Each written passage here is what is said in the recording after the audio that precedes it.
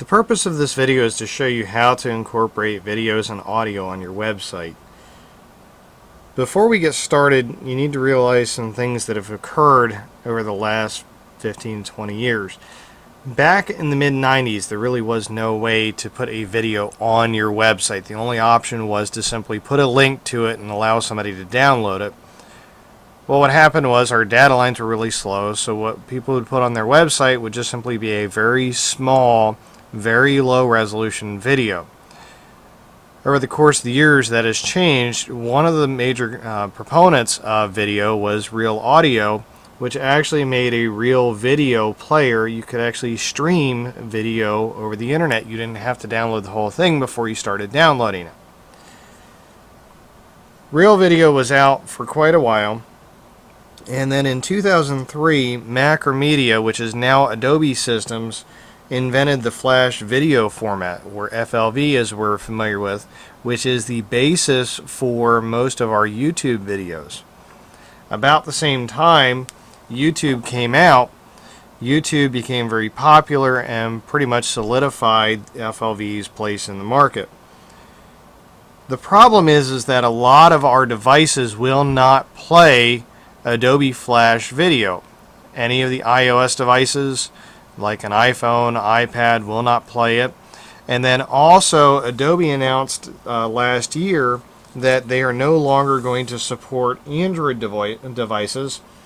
So what that means is that if I want to put a video on my website, and if I use Adobe Flash to do that, I am excluding a large portion of people from being able to see that media on my site.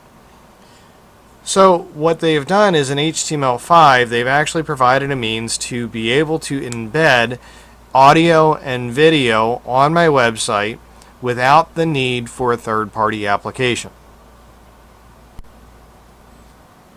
What I have done is I created a new file called videoandaudio.html, which is just simply a blank document that I have changed the title and the header. And what I want to do in this document is I want it to display a video, and the thing that I need to be aware of is what kind of browser the end user is going to be using. What I mean by that is Internet Explorer has a list of video types that it can play. Firefox has a list of video types that it can play. Chrome does, Safari does, Conqueror. All the different browsers out there actually have a list of the different types of video files that they can support, and they don't necessarily all support the same video formats. Audio is a little bit easier because most of them will support all of the different audio formats. For our web page, we are going to include a video called Big Buck Bunny. It is a Creative Commons video, which means that the author stated that this video is allowed to be played on any website. It can be provided on any device. It can be put on DVD and freely given to other people. The only requirement is that you have to include a copyright statement. So what we are going to do is we are going to include a small portion of this video on our website. I downloaded a small snippet of the video, and I have it in MP4 format and also OGV format. These are both the same video, but I have them in two different formats so that way different browsers will be able to view them. Now MP4, Windows Media Player can understand. OGV, VLC Media Player can understand, but I can't play this one in Windows Media Player. So the purpose for this is that we want to get the videos to play in different web browsers. Alright, so if I want this to play in different web browsers, what I need to be aware of is that different web browsers play different file formats. Therefore, I have to have the exact same video in all the different file formats that may possibly be used. And what that means is that if I have a 2-hour video, that some browsers may be able to play it in MP4 format while other ones can't. So I'm going to have that exact same 2-hour video in all the different formats that are out there. I'll show you how to get around that in just a few minutes, but for now what I want you to be aware of is how we are going to handle this with all of the browsers. When I include the video on my site, I need to be aware of the size of the video. And so what I can do is I can look at the properties, and I can see that this video is 320 pixels wide by 176 pixels tall. Now, the reason that I need to know this is that if I want it to show at its best resolution, that is going to be it. If I want the video to be larger, I can size it larger, but just like a picture, it's going to become pixelated, look blurry, look fuzzy, and it's not going to look very well. So it's 320 by 176. So I'm going to use that to include this video on my web page. To save you from having to try to go and locate a video, I've done the work for you. And I put it out on the website, and it is under pringleteach.com/CIT155/videos. And here are the two video formats. So these are the ones that you're actually going to be using unless you want to go and find your own video. These are out here. We know they work. So I'd suggest using these. So I'm going to reference the ones that are actually out on the website instead of my local folder, just because I want to make sure that this works. In HTML5, we have a new video container object. So I'm going to say video. And what I need to specify is the width and the height. Okay, and the width was 300. Sorry, the width was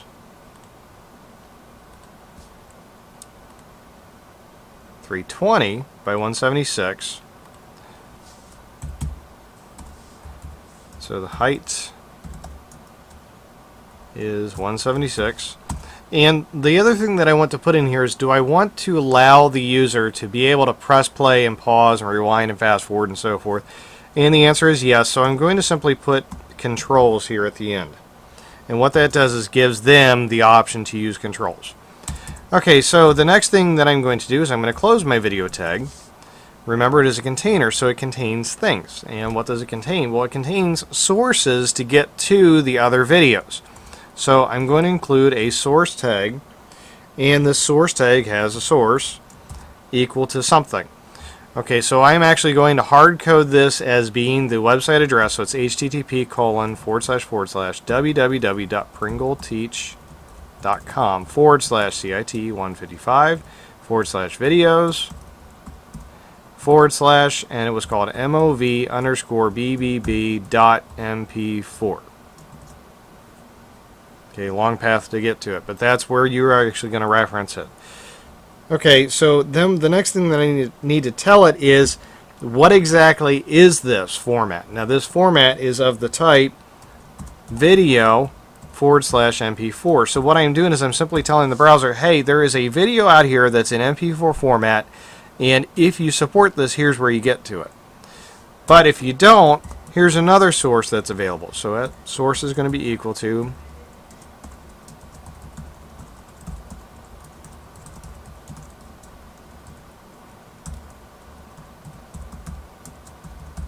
okay, and this time it's OGV.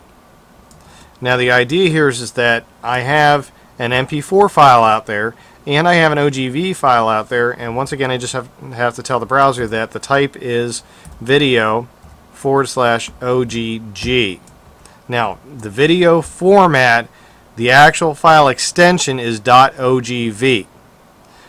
The standard for this compression type is OGG, so please pay attention to that. So the OGV is the actual extension for the file. OGG is the compression format. Alright, so then what happens is the browsers will look at this list, and they'll start at the top, and they'll start to look at the sources and say, okay, well, do I understand this MP4 format? And if my browser doesn't, then it'll say, no, I don't understand this. Then it will look at the next one and say, okay, do I know how to read an OGG file format? And no, I don't. So then what it will do is it'll just keep going down through the list. Well, what happens is when it runs out of things to display, it will actually display a line that I'm going to put after all of my sources.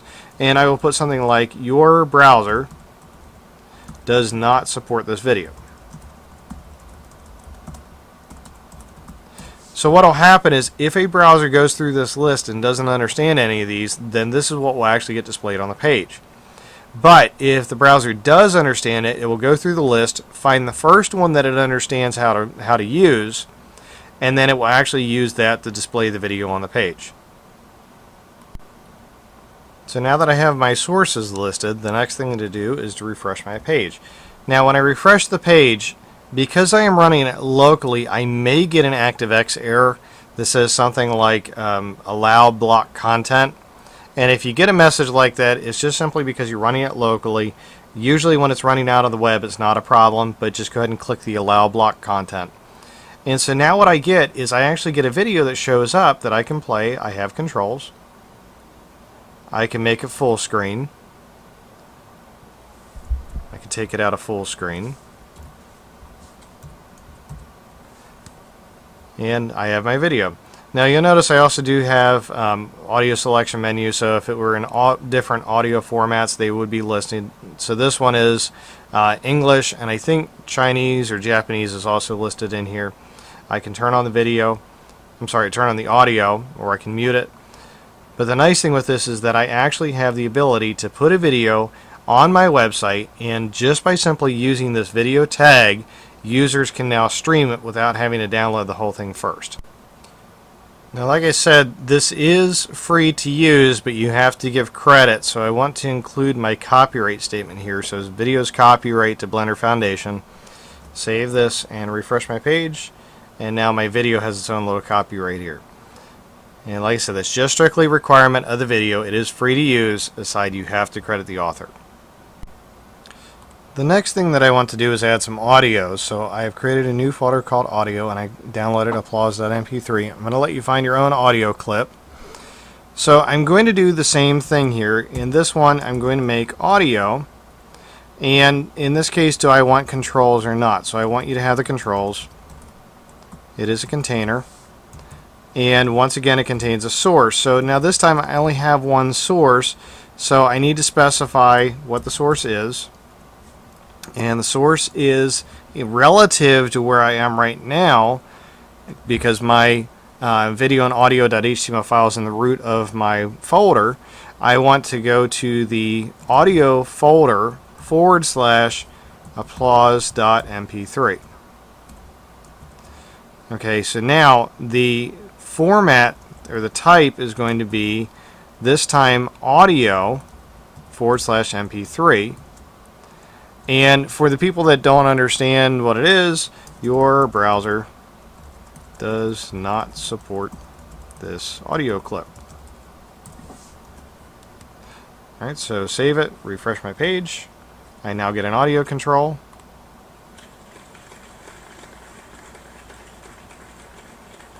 And there you go. Ta-da! So anyhow, I have controls. Now the controls will look different in each browser. But typically I'm going to have play, my fast forward and rewind, so my seek, and then also my volume and mute. But like I said, different browsers can handle that differently.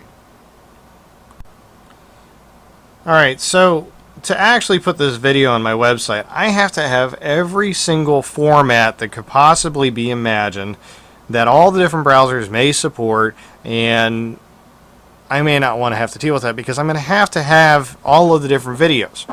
Alright, so I have two options. One is to buy what is called a media server, which is a physical box that I can simply take my video format, stick it on the server in one format, and the server will automatically generate all of the different video formats for all the different types of browsers that are out there.